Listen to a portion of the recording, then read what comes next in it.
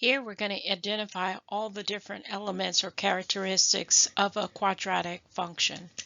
So we're going to start by determining whether it opens upward or downward. So let's take a look at the template. Recall that if the coefficient out here is positive, it's going to open up. If the coefficient is negative, it's going to open down. And notice in the given quadratic equation here, the coefficient is negative out here, so that means it's going to open downward. Now we're going to identify what is the vertex. So remember, when you read the vertex for the x value, read it different from what you see. I see +3 here, so that means when I solve for x, x would equal -3. So my x value is -3. For my y value, vertically, what you see is what you get. So my y value is 2.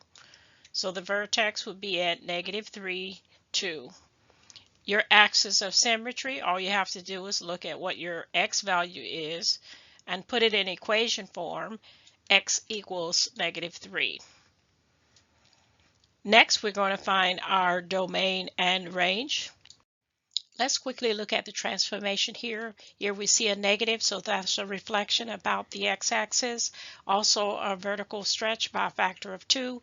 Inside, this is horizontal. This is a shift to the left 3 units. Here, this is your vertical 2 units up. So this is what our graph will look like. And notice that we have our axis of symmetry at x equals -3. Now let's find the domain and range. Domain, how far it extends to the left and to the right.